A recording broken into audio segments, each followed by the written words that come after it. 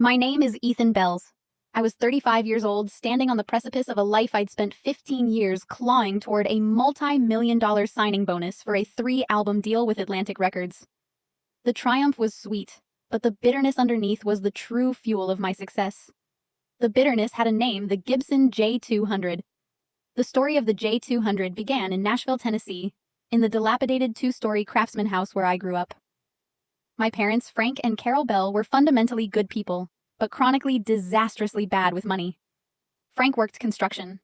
Carol waitressed. They loved me, but their lives were a constant panicked cycle of bills and eviction threats. When I turned 17, I hadn't asked for a car or a computer. I had asked for one thing, a Gibson J200 acoustic guitar. It was the king of the flat tops. The same guitar played by Elvis and Bob Dylan. I worked 2 jobs for 2 years, saving every dime, and Frank, moved by my dedication, matched my savings. We bought a vintage 1970 model from a pawn shop. That guitar wasn't just wood and wire. It was my freedom. It was my voice. I poured my teenage angst and my musical ambition into its wide, honey-colored body. It was where I wrote my first hit songs, the ones that later made me famous on the local circuit. The betrayal happened 6 months later. I came home from my senior year job at the diner. The house was quiet. Too quiet. I walked into my bedroom, and the heavy black case which always leaned against my amp was gone. I raced downstairs. Carol was sitting at the kitchen table, red-eyed, clutching a crumpled cashier's check. Frank stood by the sink, avoiding my gaze. "Where is it?" I asked, my voice shaking. "Where's the Gibson?" Carol dissolved into tears. "Oh, Ethan, honey, we had to. We didn't have a choice. The bank was going to foreclose next week. We used it to pay the overdue mortgage and the utility bills." "You sold it," I whispered, feeling a physical blow to my chest. "You sold my guitar. I saved for that. We saved for that." Frank turned, his face etched with shame. "We got $10,000 for it, son. It saved the house.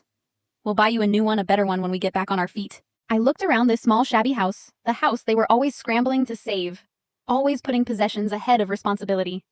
They had sold the one thing that was truly mine, the one thing that was my future, to buy themselves another 6 months of financial recklessness. "You don't get it," I said, the rage turning ice cold. "You didn't save the house. You saved your debt. And you sold the only thing I had that was worth anything. Don't worry about buying me a better one. I'll get my own." I packed a duffel bag, grabbed my high school diploma, and walked out that night. I never looked back at the house, only forward to the moment I could afford to burn that memory down. The next 15 years were a blur of cheap motels, open mic nights, and touring in a rusted-out van. The loss of the Gibson became my artistic signature. Every chord I played on a cheap Fender was fueled by the memory of the J200. I wrote songs not about heartbreak, but about betrayal, debt, and the price of a mortgage. My music finally broke through. My sound was raw, powerful, and deeply authentic. My single $10,000 note. A thinly veiled ode to the guitar, and the debt went platinum. Present day. Los Angeles, California. I sat across a mahogany table from the Atlantic Records CEO. The contract was finalized. My signing bonus was immense, a 7-figure sum that made the old $10,000 debt feel like pocket change. My attorney handed me the cashier's check. It was real, tangible proof that I had won. I leaned back, my eyes catching the reflection of the city skyline in the glass. I thought about Frank and Carol. I knew they watched my career. They were probably telling their friends they were the proud parents of a superstar. I smiled, a slow, cold grin. Now was the time to use this power. "I need to make a few calls," I told my attorney. "I need to find a vintage guitar broker in Nashville, and I need the number of the best property acquisition specialist in Davidson County." The search for the Gibson was a professional courtesy to my younger self. The search for the Nashville house, however, was pure, calculated revenge. I knew from my sister, who still occasionally talked to them, that Frank and Carol had lost the Craftsman house years ago. They had bounced through rentals, always behind, until they recently declared bankruptcy. They had moved out of Nashville entirely, but their old house, my house, was on the market again. "Get me that property," I instructed my acquisition specialist. "No matter the price. Buy it cash, sight unseen. And I want the closing date expedited." The house was where the debt began. It was where the betrayal was finalized. And now it was going to be the stage for the final act of my payback. My property acquisition specialist, Maya Chen, was a miracle worker. Within 3 weeks, using the leverage of a multi-million-dollar cash offer, she secured the deed to the old Craftsman house in Nashville. "It's yours, Mr. Bell," Maya reported, her voice crisp over the line. The previous owners were happy to offload it quickly. Closing documents are signed. The house is officially under the ownership of Bell Properties LLC. I stared at the digitized photo of the front porch, the place where I sat writing songs, the place I walked away from. It looked smaller, shabbier, yet overwhelmingly familiar. Excellent, Maya. Now the next phase. I want a complete discreet renovation. Structural integrity only. No aesthetic changes yet. I want the house brought up to code, the roof fixed, and the foundation repaired. Everything must look exactly the same from the outside, but structurally sound. Understood, Mr. Bell. A ghost renovation. No permits mentioning a celebrity owner. Precisely. And Maya, ensure the property tax payments are immediate. I want zero risk of this house falling into foreclosure again. The irony was sharp. The house they couldn't save I was now stabilizing with a stroke of a pen. The second, more personal mission was finding the Gibson J200. This was harder. My brokerage team tracked the 1970 model through several private collectors over the span of a decade. The guitar was currently owned by a reclusive music historian in upstate New York. My broker, Leo, was skeptical. Mr. Bell, the owner, Dr. Alistair Finch, is adamant. He doesn't sell. He considers this model an investment and a museum piece. Tell him I don't care about the investment, I instructed. Tell him I care about the history. Tell him I'm the artist who wrote $10,000 note, and offer him triple its market value. Money talks, Leo, but my story talks louder. It took 2 months, but eventually Dr. Finch conceded. He didn't take the money, he took the story. He agreed to sell the guitar to the artist it had inspired, provided I promised to play it again. The Gibson arrived via armored courier to my Los Angeles studio. The moment I lifted the heavy black case, the memory of that day in 1995 flooded back. I opened it.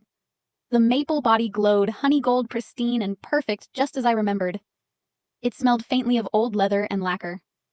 I picked it up, the large body feeling instantly right in my hands. I placed my fingers on the familiar neck, feeling the ghost of the chords I wrote as a teenager. I tuned the 6 strings, and with a deep breath I played the opening chords of $10,000 note. The sound was immense, rich and resonant. A voice that had been silenced by debt was now booming with success. The song which had propelled my fame sounded more authentic, more tragic and more triumphant than ever before.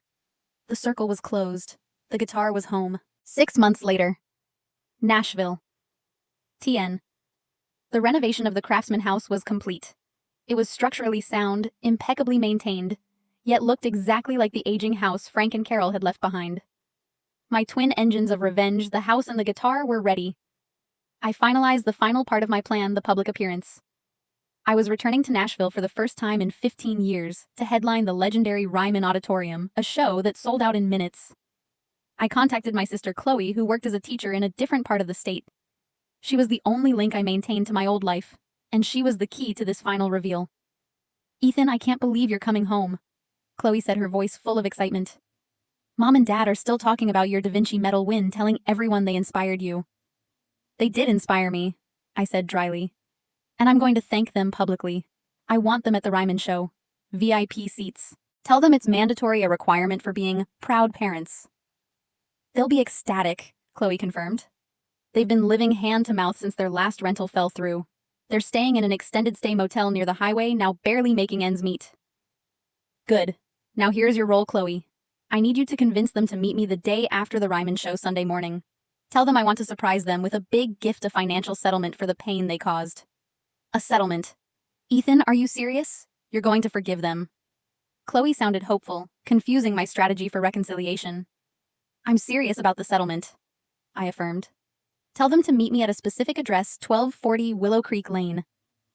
That was the address of the old Craftsman house. I was luring them to the scene of the crime. "And Chloe," I added, my voice hardening, "tell them to be there at 9:00 a.m. sharp. Don't be late." I wanted them to show up, eager for the check, standing on the front lawn of the house they failed to save, a house that now belonged entirely to the son they betrayed. The setup was complete. The Ryman Auditorium, the mother church of country music, was sold out. The air was thick with the energy of 15 years of anticipation. I stood in the wings, my heart pounding, not from stage fright, but from the proximity of my imminent public reckoning. My manager, Sarah, gave me the final 5-minute signal. "The Reeds are in their seats, Ethan. Front row, center balcony. They look very pleased with themselves." I smiled, cold and sharp. They won't be pleased for long. I walked onto the legendary stage. The roar of the crowd was overwhelming, a validation that washed over me like a tidal wave. I wore a custom-tailored black suit, but my focus was entirely on the instrument I carried, the gleaming honey gold Gibson J200. I started the set with my standard hits, pouring energy and technical brilliance into the performance. The crowd was ecstatic, but my focus remained on the balcony. Frank and Carol were clearly basking in the reflected glory, waving at people they probably didn't know. After the fourth song, I signaled the band to quiet. I stepped up to the microphone, the spotlight isolating me and the iconic guitar. The crowd settled, anticipating an intimate acoustic number. "Thank you, Nashville," I began, my voice clear and carrying. "It's an honor to be home. And tonight I want to tell you the real story behind the song that made me famous. The story of $10,000 Note." The audience leaned in, instantly captivated. The confession. When I was 17, I lived just a few miles from here in a small house on Willow Creek Lane. I worked 2 jobs to buy the guitar I'm holding now, I said, lifting the Gibson slightly. This instrument wasn't just my guitar, it was my ticket out. It was my future. I paused, looking up directly at the balcony where my parents sat. Their proud smiles were beginning to waver. 6 months after I bought this guitar, I came home from work, and the guitar was gone. My parents, Frank and Carol Bell, who I see right there seated in the VIP section, had sold it. A ripple of nervous murmuring ran through the auditorium. "They sold it for $10,000, I stated, emphasizing the number, to cover their overdue mortgage and utility bills. They told me they had no choice. They chose to sell my future to buy themselves 6 more months of debt." Frank was now gripping the railing, his face a sickly gray. Carol was frantically trying to signal me to stop. "They saved the house temporarily," I continued, unyielding. "But they lost their son." I walked out that night. And for 15 years, every song I wrote, every cheap motel room, every late night driving a rusty van was fueled by the cold hard fact that my parents sold my worth for $10,000. I strummed the opening heavy chords of $10,000 Note, the sound vibrating with deep resonant anger. "This song isn't about heartbreak. It's about betrayal," I said, and then I sang the track with a raw emotional intensity I hadn't touched since I was a struggling teenager. The lyrics were now a public damning indictment sung directly to the perpetrators. That honey gold finish, that sound you couldn't keep, was the price of the roof when the promises were cheap. You bought 6 more months, 6 more months of lies. But the cost wasn't wood, it was the fire in my eyes. When the song ended, the silence was absolute, followed by a slow rising wave of applause, not for the showmanship, but for the brutal honesty. I returned to the microphone, the sweat on my forehead reflecting the stage lights. They are here tonight to claim the victory of being proud parents. But my success isn't their triumph. It's the receipt for the $10,000 they stole. Thank you, and enjoy the rest of the show. The curtain dropped for a brief intermission, hiding my parents' humiliation. The camera feeds, however, had captured their devastated, publicly shamed faces, ensuring the story would lead every entertainment news cycle by morning. I walked off stage, shaking, feeling the exhilarating burn of public exposure and professional triumph. The first stage of revenge was complete. Now the final private act of acquisition awaited them tomorrow. The morning after the Ryman concert was a blur of hostile headlines and viral clips of Frank and Carol's horrified reactions. The $10,000 Note had become an overnight cultural touchstone for betrayal. I was already in the small town of Franklin, just south of Nashville, waiting. I rented a luxury apartment with a clear view of the old 1240 Willow Creek Lane house, the stage for the final act. At precisely 8:55 a.m., a beat-up sedan, not their usual vehicle, likely borrowed, pulled up to the curb. Frank and Carol emerged. They looked exhausted and visibly shaken, their movements slow. They were still dressed better than usual, desperate to project an image of respectable parents seeking reconciliation, not broke supplicants begging for money. They walked up the sidewalk. The house looked exactly as they remembered it, the slightly faded blue paint, the overgrown rose bushes, the peeling trim. It was a perfect, preserved monument to their failure.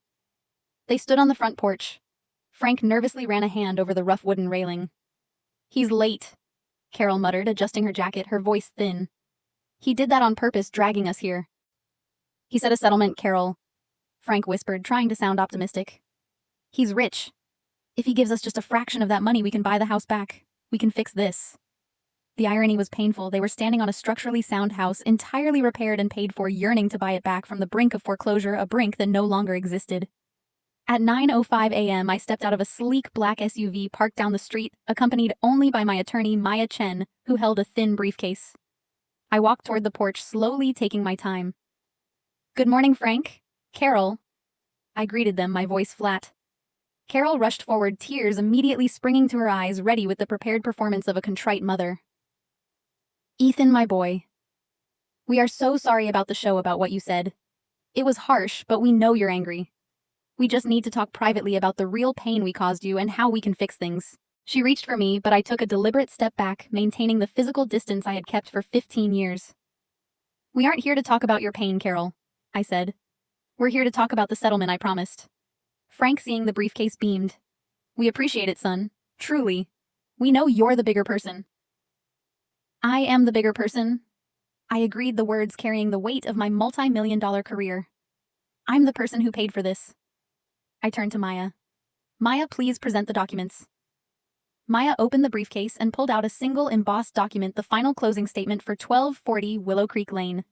She handed it to Frank, bypassing Carol's outstretched hand. Frank looked confused, scanning the paper. What is this, a deposit?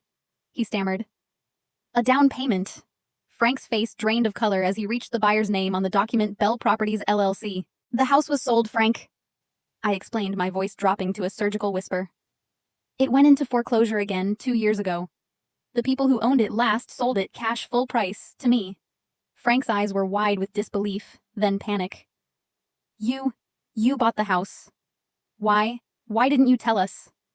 I didn't tell you because I didn't buy it for you, I stated. I bought it for me. I bought it because I wanted to stand here on the scene of the crime and give you the real settlement. I took a breath. You sold my future for $10,000 to save this house. You told me it was the only way to save the foundation. You chose a decaying, indebted building over your own son. You defined the house as more valuable than me. Today, I'm reversing that transaction, I concluded. I bought the house, structurally repaired it, secured it, and the purchase price represents the final, unchallengeable proof that I won. This house, the symbol of your debt and your failure, is mine. I looked them up and down, two defeated people standing on the property they no longer owned. The settlement, Frank and Carol, I said, a cruel finality in my tone, is the sight of you standing on my property knowing you are here only because I allowed it. You saved the house and I bought the house. You are legally evicted from this memory. You have 10 minutes to clear the porch. I handed Maya the keys. Maya, secure the perimeter. I want the locks changed immediately. No exceptions. As Maya efficiently took control, Frank slumped against the porch railing, defeated. Carol shrieked, but her voice was useless against my cold legal power. I turned and walked back to the waiting black SUV, leaving them standing there, homeless, exposed, and stripped of the last shred of their dignity. The house was mine. The debt was settled. The news of the house acquisition hit Nashville like a seismic event. Media outlets quickly connected the dots. The $10,000 note artist bought his bankrupt parents' childhood home. The narrative shifted from musical talent to ruthless financial power. My PR team was having a crisis. Half of them loved the narrative of the uncompromising, successful Avenger. The other half feared the cruel son label. Ethan, this is immense, Sarah, my manager, conceded over the phone. The publicity is unprecedented, but we need a pivot. You bought the house. What now? The public wants to know what you'll do with the symbol of your trauma. I'm going to look at it, I replied simply. I'm going to own it, and then he'll decide. 2 days after the legal confrontation, I drove back to 1240 Willow Creek Lane. I went alone, carrying the key Maya had given me, a solid, heavy piece of metal that felt like the key to my past. The outside was precisely as I left it, the faded blue Craftsman, the slightly overgrown yard. My ghost renovation was invisible. I unlocked the front door and stepped inside. The air was heavy, smelling faintly of dust and neglect. The house was completely empty. Frank and Carol, having lost the house years ago, had taken their meager belongings with them to the extended stay motel. I walked through the silent rooms. The house was small, the walls marked with the faint shadows of picture frames and cheap furniture. I walked into the kitchen where Carol had once sobbed, clutching the $10,000 check. The room was sterile. The weight of the moment I had rehearsed for 15 years, the final brutal victory, suddenly felt hollow. I moved to what used to be my bedroom. It was small, barely fitting the cheap twin bed I used to own. I stood in the corner where the Gibson J200 case always leaned. I had imagined this moment so many times, returning victorious, standing in the room that defined my loss. I thought the achievement of acquisition would feel like a full, satisfying breath. Instead, I felt nothing but a deep, overwhelming emptiness. The house wasn't a symbol of their betrayal. It was just a cheap structure they struggled to maintain. My emotional engine, the hatred that fueled my success, had been focused entirely on this structure, only to find it was just wood and nails. The true source of the pain was the betrayal itself, and that wasn't something I could buy, fix, or evict. I sat down on the bare floor feeling suddenly exhausted. The material revenge was complete, but the emotional debt remained unpaid. I had achieved justice, but not peace. Back in my high-rise apartment that night, I took out the Gibson J200. I set it on its stand and stared at it. It was the other half of the trauma, the beautiful thing they had taken. I realized I hadn't played the guitar since the Ryman concert. I had bought it back, but I hadn't truly integrated it into my present life. It was a trophy, not a tool. I picked up the phone and called my sister Chloe. I hadn't spoken to her since she helped lure our parents to the house, and I knew she was deeply hurt by the cruelty of the confrontation. "Chloe," I said, my voice rough, "I know what I did was hard on you. I apologize for involving you in the ambush." Chloe's voice was quiet, laced with pain. "They're devastated, Ethan. They have nothing now, but they hurt you so badly and they never apologized. I get the why. I just hate the how." "I hate the how too," I admitted, an unexpected confession. "I bought the house, Chloe. It's empty. And I realized I don't want it. The victory is meaningless." "What are you going to do with it?" she asked. "I don't know," I said. "But I need to change the story of that house. It can't be a monument to debt and betrayal anymore. It needs to be something that gives back." I paused, looking at the Gibson. "I want to start a foundation, Chloe. Not just a charity for tax breaks. A place where music can be safe." I explained my idea, transforming the house into a non-profit music sanctuary for talented teenagers from poor backgrounds, kids who needed a safe space, equipment, and mentorship to pursue their dreams without the fear of their instruments being sold for the rent. I want the name of the foundation to be simple, the Willow Creek Note. And I need you, Chloe, to run it. You're the one who kept your heart clean. You're the only person I trust with the mission." Chloe was silent for a long moment. "A place where no kid ever has to worry about their guitar being sold. A place where the music is the only debt they carry," I confirmed. "Yes, Ethan," she said, her voice catching. "I'll do it. Let's change the story of 1240 Willow Creek Lane." The fortress I had built was finally beginning to yield to a more profound, more meaningful construction. The revenge was over. The legacy was just beginning. The emptiness of the house on Willow Creek Lane had been a greater shock than the public humiliation of Frank and Carol. It forced me to acknowledge that the only thing left to acquire was peace. Within 3 months, the ghost renovation became a full, passionate restoration. The house was not merely being fixed. It was being reborn as the headquarters for the Willow Creek Note Foundation. I poured millions into the project. The dusty living room became a state-of-the-art recording studio. The small kitchen was converted into a communal songwriting space. My old bedroom. The scene of the betrayal was transformed into a secure vault. Climate-controlled and locked, designed to safely house dozens of high-end instruments, ensuring no financial crisis could ever touch a student's beloved guitar.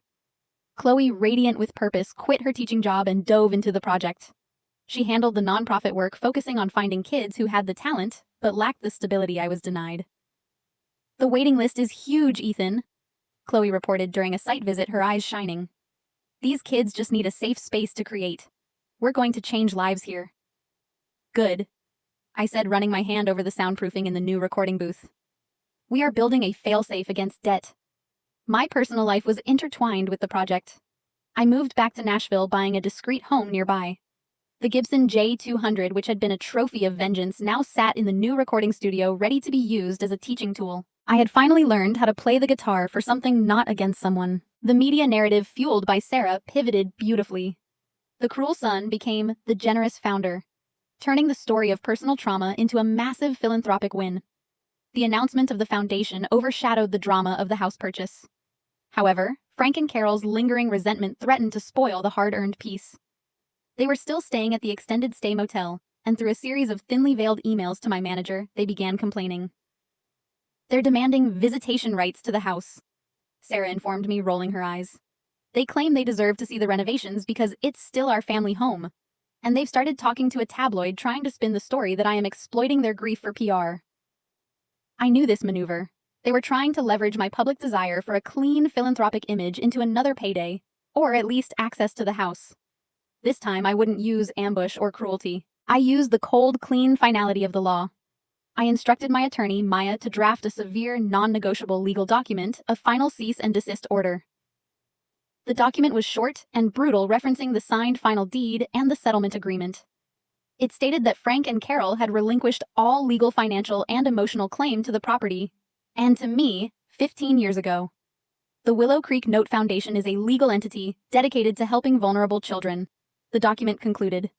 Any attempt to interfere with the property or harass the staff, including Ms. Chloe Bell, will result in the immediate filing of a restraining order and litigation for damages. I signed the document and handed it to a private process server, instructing them to deliver it directly to Frank and Carol at the motel. I don't want them to fight Sarah, I said. I want them to understand that this is over. They sold their rights to me, and now they are served with the final receipt. The final legal barrier was established. They would not be able to poison the foundation I had built for the next generation of artists. A week later, the Willow Creek Note Foundation hosted its grand opening. The event was intimate, filled with local politicians, music industry figures, and most importantly, the first cohort of student musicians. I stood on the porch looking out at the meticulously restored home. I saw Chloe smiling, leading a group of nervous, excited teenagers into the professional studio. The memory of the teenage Ethan leaving with a duffel bag was finally overwritten by the image of dozens of teenagers entering with instrument cases full of hope. I picked up the Gibson J200 one last time, taking it outside onto the new porch steps. As the sun set over the hills of Nashville, I played the opening chords of $10,000 Note. But this time the song wasn't about betrayal. It was about redemption. The applause was gentle, appreciative. I looked around the crowd and my eyes settled on a corner of the street. Hidden behind a large oak tree, watching from a distance, were Frank and Carol. They looked defeated but intrigued, watching the thriving life that had sprouted from the ground they tried to save. They couldn't touch it, they couldn't claim it, and they couldn't ruin it. I smiled, a genuine, hard-won smile. The ultimate revenge wasn't taking their house.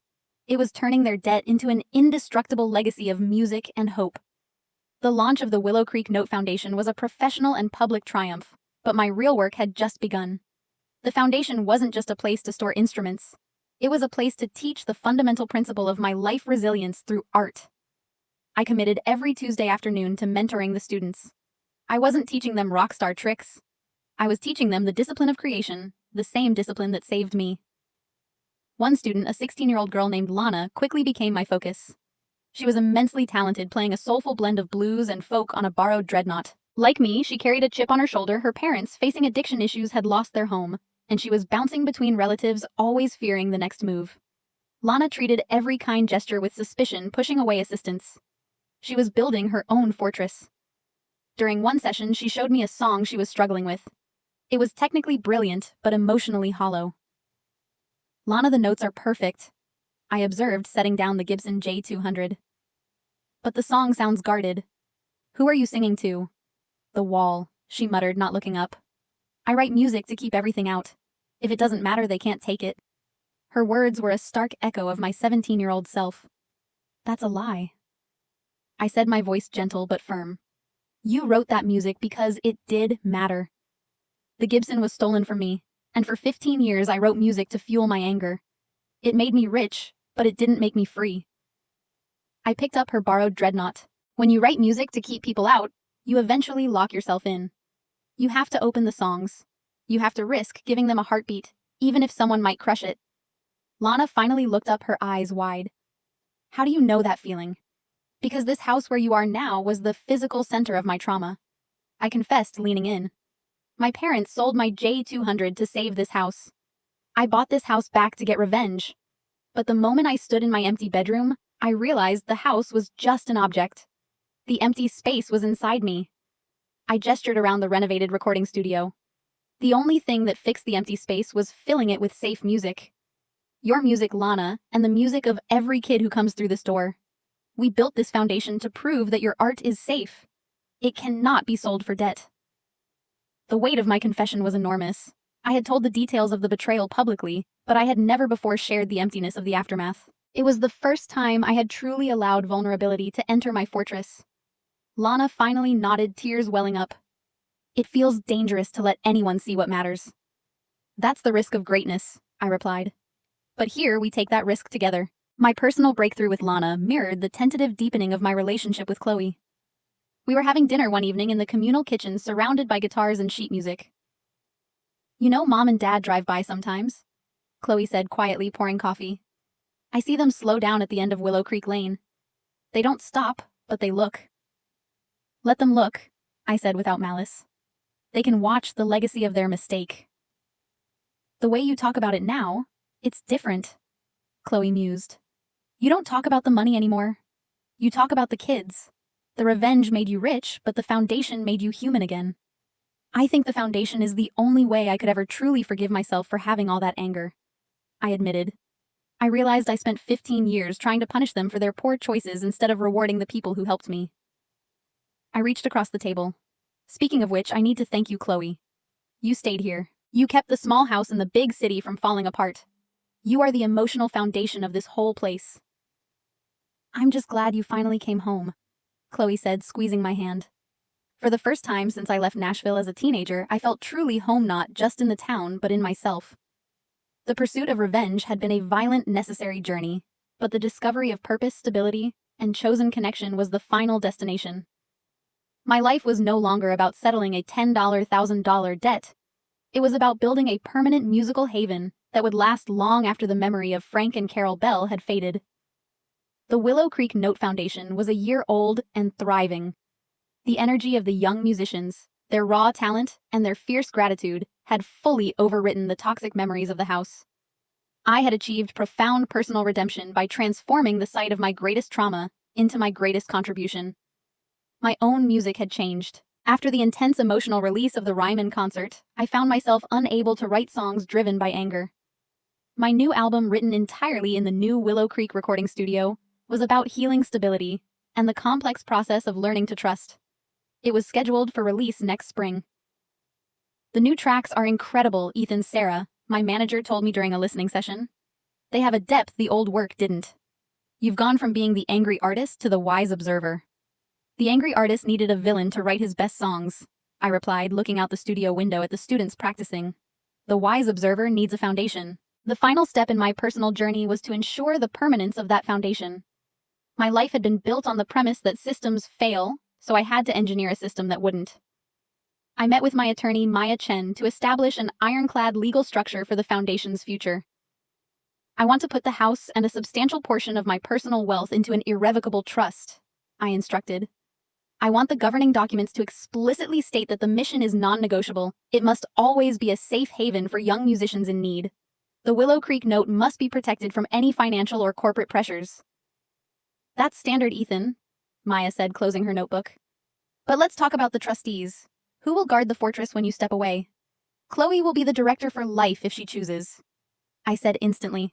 But the legal oversight, the financial and ethical firewall, needs to be someone completely objective with no personal stake in my celebrity or my past. I named the largest, most respected philanthropic foundation in the country as the legal fiduciary, ensuring that no family member, including any distant relatives of Frank and Carol who might crawl out of the woodwork, could ever challenge the trust. And finally, Maya, I want to formally designate the Gibson J200 as an asset of the foundation, I said, gesturing to the gleaming instrument which was currently being used by a student in the main room. It can never be sold. It must remain in the Willow Creek Note Vault, available for the students to use forever. It is the spiritual center of this place. The original trauma, the $10,000 betrayal, was now legally consecrated as the foundation of a multi-million-dollar philanthropic legacy. The debt was not just settled, it was redeemed, multiplied, and protected for generations. A few weeks later, I was cleaning out some old boxes in my Nashville home when I found an envelope addressed in Frank's clumsy handwriting. It had been slipped under my mailbox sometime after the cease and desist order. I opened it expecting another hostile demand or a plea for money. Instead, it was a short, terse note. Ethan. We saw the pictures of the house. It looks good. The studio looks amazing. You always deserved a place like that. We never bought the new guitar. There was always another bill. We watched the news. We know you did something good there. F and C. There was no apology, no request for a meeting, and no self-pity. It was simply a grudging, distant acknowledgement of the reality I had built. They weren't asking for my compassion. They were simply observing my triumph. The note offered a quiet, unexpected form of closure. They were accepting their exile and acknowledging the good that had come from the destruction of their relationship. I didn't destroy the note. I tucked it into the case of the J200. It was a reminder that the pain was real, the betrayal was real, but the resulting legacy was infinitely more powerful. I walked over to the Willow Creek Note House. Lana was in the studio, the Gibson in her hands, working on her song. She looked up and smiled, the fear replaced by the confidence of a safe artist. "It's open now, Mr. Bell," she said, her voice clear. The song, I opened it up. I listened as she played the melody, beautiful and honest. The rhythm was no longer frantic. It was stable. I smiled back, a true, deep smile of peace. My vengeance was complete and my legacy was secure. I had not only bought the house, I had bought the freedom to finally stop fighting the past. The spring thaw brought a sense of renewal to Nashville and to the Willow Creek Note Foundation. The students nurtured by the stability of the house and Chloe's steadfast guidance were flourishing. My new album, The Foundation, was set to be released, and the press was praising its emotional maturity. A far cry from the caustic anger of my early work. To celebrate the end of the school year and the album's success, I decided to host a private event, a simple acoustic performance for the students and the foundation staff held right in the main recording studio, the very room that was once the Bell family's debt-ridden living room. The students gathered, their eyes wide with excitement. I sat on a stool in the center of the room, the Gibson J200 resting across my lap. It was the first time I would play my new material in a setting that felt truly intimate and safe. I began the set not with any of my famous hits, but with the raw, quiet tracks from the foundation.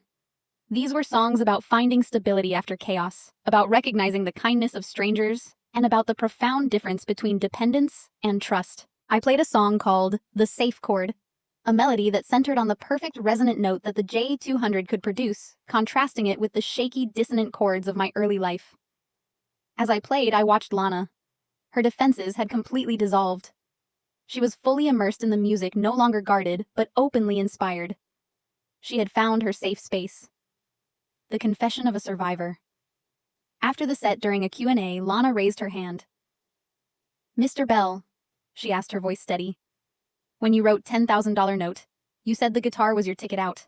But now you keep the J200 here for us. If it was your ticket, why did you leave it behind?" It was the question I had unknowingly been waiting 15 years to answer. I looked down at the honey gold finish of the Gibson. When I left home, the guitar was the only thing I loved, so its loss was the only thing I feared. I used that fear to power my ambition. I became successful because I was driven by the fear of being poor and disposable. I placed the guitar back on the stand. When I finally bought the guitar back and then bought this house, I realized the ultimate truth: I didn't need the J200 to be successful. I needed the memory of its loss. But I kept the memory of the loss and the anger for so long that even when I was rich and famous, I was still the scared teenager who trusted no one. I owned the house, but the house owned me. I smiled at Lana. "I didn't leave the J200 behind for you. I brought it here because I needed it to become something new. It's no longer my ticket out. It's the foundation's permanent anchor." My true victory wasn't buying the house back. I concluded, looking around at the bright, secure room. It was turning the money I earned from the trauma into the safety and success of other people. The best revenge is living a life so meaningful that the perpetrator's failure is completely eclipsed by your good work. The final exchange. Later that evening, after the students had left, Chloe and I were cleaning up the remaining plastic cups. "You know," Chloe said, looking at the studio. "They drove by again this morning. They were across the street when the TV crew was setting up for your interview." "I know," I replied, stacking the chairs. "I saw them. They're just watching their legacy unfold." "I think they finally understand that the gift wasn't the house," Chloe mused. "The gift was that you took their broken history and made it whole without them. That's the ultimate rejection." "It's the ultimate closure, Chloe," I corrected.